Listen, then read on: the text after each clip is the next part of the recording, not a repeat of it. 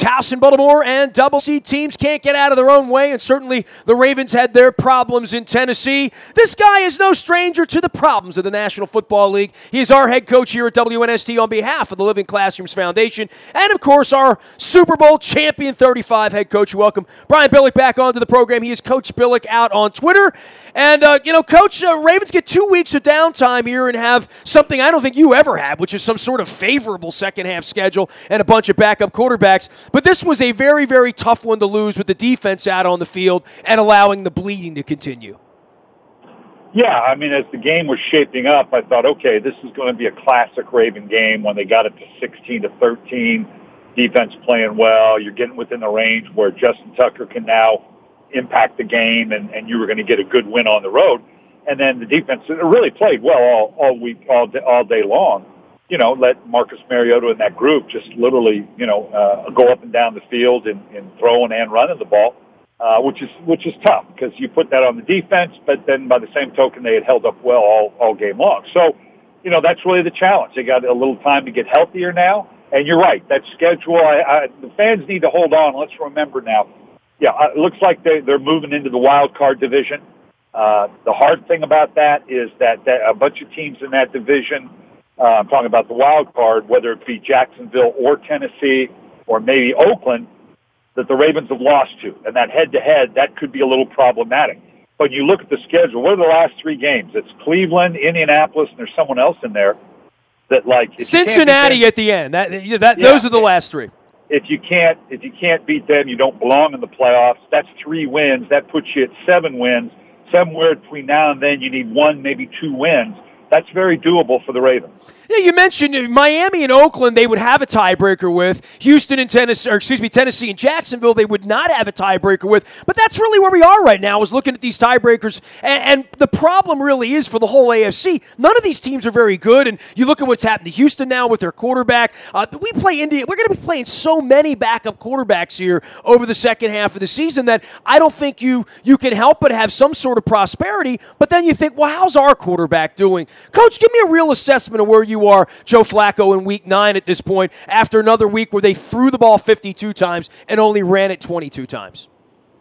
Yeah, that's not an equation they want. Obviously, the Ravens, who put a lot of focus on wanting to run the ball, they can run the ball when the other team decides to let them run the ball. They're not a good enough run game to run when they want to run. So that being the case, you've got to have some balance. You've got to create the right box. They're not hitting enough plays down the field. They took some shots now. They're trying to do it. They know what they have to do in terms of getting the passing game cranked up. I think the receiving core is a little bit problematic in that there's some potential there, but it's showing up at times, but not consistently.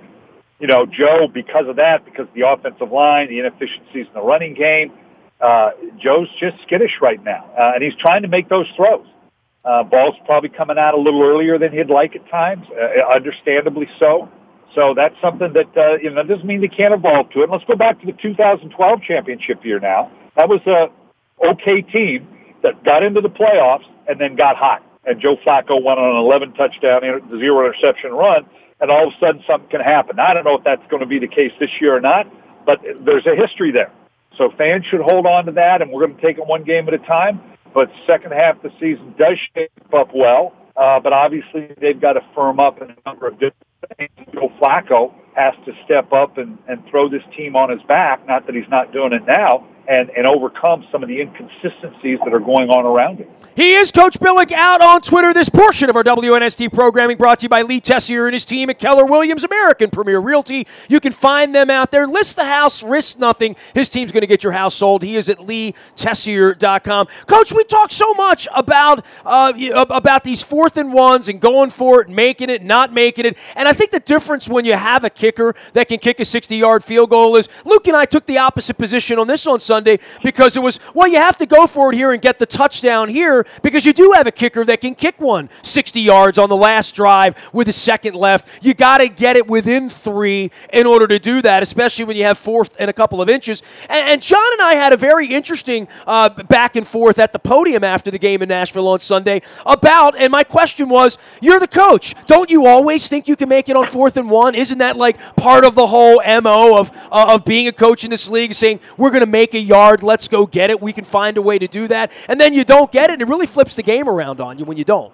Well, no, that's a recipe. You're right. Emotionally, that's the way it is. You want to support your players and be emotionally strong.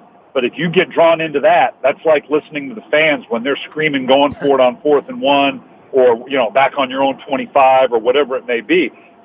You're going to be in trouble. You've got to watch the game and get a feel. What's your confidence level for how's my defense doing? Are we moving the ball offensively?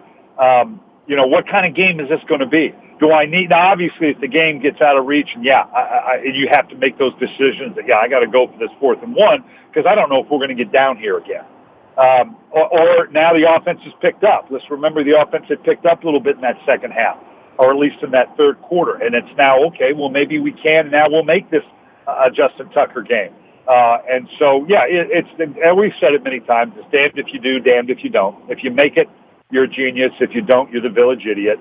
But that's not what you can base the calculation on. How's my defense holding up? The defense had been playing very well to that point. And so, there's a lot of things that go into it. But one thing for the coach, you can't, as much as you want to, you can't let your emotion be the deciding factor. He is our coach. She is Coach Billick out on Twitter on behalf of the Living Classrooms Foundation here at WNST.net. And we talk so much about these AFC teams. It's pretty obvious that Pittsburgh, Kansas City, New England. But on the other side of this docket, as we go into a bye week, and I'll be sitting on the couch watching Red Zone next weekend and watching you break down the games on Wednesday night and whatnot. Eagles, Rams, Vikings, and Saints. Who would have drawn this up in Las Vegas back in the summer? I mean, it really is kind of incredible, this resurgence and the surge of quarterbacking with Wentz and with Goff, and how quickly this thing's happened 18 months after the draft. You were, I believe it was in Philadelphia, that draft, right? You were around. No, that was this year. It was Chicago 2 years ago. You were at that draft and saying, well, there's Goff and there's Wentz. How quickly can they turn it around? We've all been waiting on Mariota and Winston, but these two teams look like the two best teams in the NFL right now. They do, and what it's a league of, it's two things. One, follow the money. Two, follow the quarterback. And you're right, those two young quarterbacks have really come along, and that's what has made them legitimate. It's funny, I was doing a function in Baltimore on Saturday with a bunch of lawyers. A bunch of them were for Philly. And so I'm visiting with them, and it was, fans are funny. They were like, oh, my God, well, when's the other shoe going to drop, and when are we going to fall apart, and is rent's for real? And it's like, God, man, embrace it. You're good. You're really good, so enjoy it. I don't know if that other stuff's going to happen. So injuries are going to make a difference. But you're right, Philadelphia and the Rams are the two most complete teams in the NFL right now. Offense, defense, special teams. And their quarterbacks are playing well, and they're getting better, and we know that confidence is a force multiplier. The thoughts about Deshaun Watson and Houston and losing a quarterback like that. I mean, I just can't think of a year where it's been more devastating all the way through, where all the guys that are on the EA, sports packages and all that, the guys that are the real stars and the comers of the league, whether it's Aaron Rodgers or J.J. Watt, Odell Beckham. I mean, this has been a really difficult year, and I think all the way around, I think it really does show on the field, aside from the knee and guys selling pizza and anything else that's going on. You put the games on Sunday, and there's not a lot of great happening, right? I mean, it really is a little bit of a cloud of dust a little bit. You're not seeing these standout, I've never seen that before type of things in the league this year. Yeah, it was I just hated to see Deshaun. Well, I see any player go down, but it's like watching Aaron Rodgers go down or Deshaun Watson. I was really looking forward to watching this young man continue to improve. This is the best-looking young quarterback I can ever remember coming in the league, and the way he is progressing. And not just the things he can do outside the pocket, but what he does in the pocket. And he's just getting better and better. And he's going to be back, and he's going to be good. I hate that we're not going to get to experience that. And I agree. You have some star players going down. You have some marquee teams and marquee franchises in marquee markets like New York that just suck. And that's not good for the league. And so it'll begin to pick up as we get closer to the playoffs. But you're right, and I think that is a part of it. And I was really looking forward to seeing Deshaun Watson continue to improve. But we talked about this before. You got to love where we are as a league, where some of the good young quarterbacks are. Sometimes we go through that transition, and there's a void. Like in our first Super Bowl year, we were in a kind of a transition between some really great quarterbacks, the Aikmans, the Youngs, the Marinos, and the like, before we were transforming into the Mannings and the Rodgers and the Breezes and that group. Well, that transition that we're going through now, there's some good young quarterbacks. We just talked about it, Goff and Wentz. I love Marcus Mariota, Dak Prescott. So we're seeing some really good young quarterbacks, Deshaun Watson. And it's fun to watch these young guys step up and come into their own. It's funny you left out Tom Brady, Coach. I'm going to throw him in there because he was there when you did it 17 years ago. He's still there. I mean, he was the guy coming into his own, right? and I think Brady's about my age, isn't he? I think he is. I think he'll be doing this 5 years after the point where you can't do it anymore. Last thing for you, the West Division of the AFC. Boy, oh boy, I mean, week 3, week 4, we're back there talking about, well, 3 of those teams are going to get. I mean, look at the Raiders, look at the Broncos, look at the Chiefs. And now that division, you know, as we get halfway through here and we have our bye week, that division's a mess. It is. Kansas City, we thought, had really made that transition, but at the end of the day, and we'll see, but at the end of the day, they're what Kansas City has always been, right? They just, at times, they lack the explosiveness. The running game's dried up a little bit, which is rare and unique for Kansas City. That defense is really struggling. And it's hard to put your finger on why.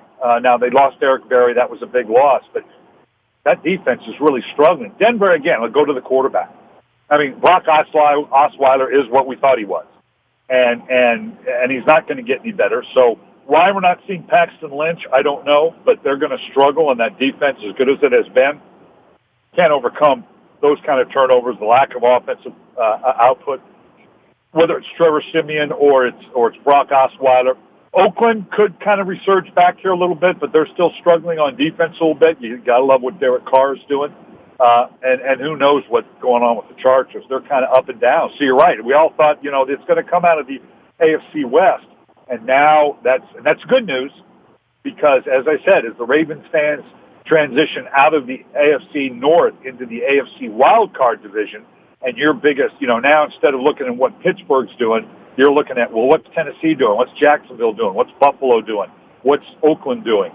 You're watching those teams to see how they're going to do because that's the teams who you're going to compete with to get into the wild card division. Last thing for you, because I know your time's short. When was the time that Ozzie Newsome came down the hallway to you and said, Brian, I'm going to make a trade at the trading deadline? I mean, that stuff didn't exist back when you coached. I mean, that was kind of a wild, wild west last week, especially with Garoppolo getting passed around and the Cleveland McCarron, curiousness with Marvin in Cincinnati.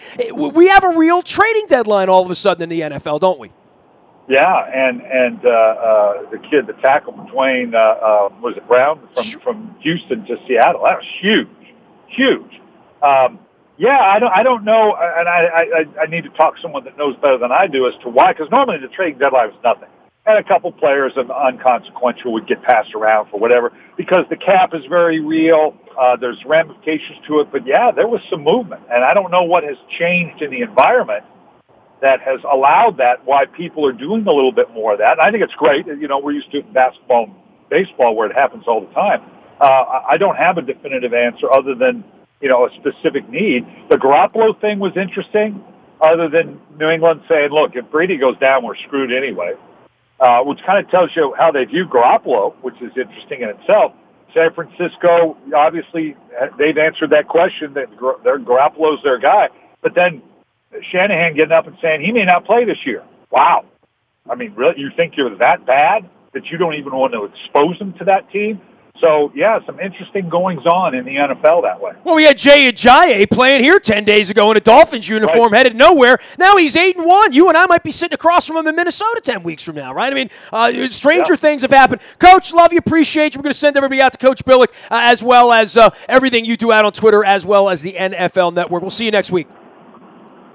There he goes, head coach Brian Billick on behalf of the Living Classrooms Foundation. Here, our partner at WNST.net. You can learn more about what they do at livingclassrooms.org, and they do nothing but great things for our community and in the city, and James Bond and all of our friends over there. I'm going to give them some airtime later on in the month to talk about what they're doing during the holidays. Tell you what, we're going to be in the buyatoyota.com audio vault 24 hours a day from anywhere in the world on your mobile device by downloading the TuneIn Radio app. We do come in crystal clear from anywhere you are. Our morning morning newspaper ships to your email inbox at 7 a.m. each and every morning. That's all powered up by Planet Fitness and PlanetFitness.com, where it's still $10 a month to get in the best shape of your life. Anytime, anywhere. Learn more at Planet of Triumph. You get a little inspiration for 2018 and maybe lay off some of the eggnog that I've been hitting here lately as well. Had eggnog ice cream in Nashville over the weekend.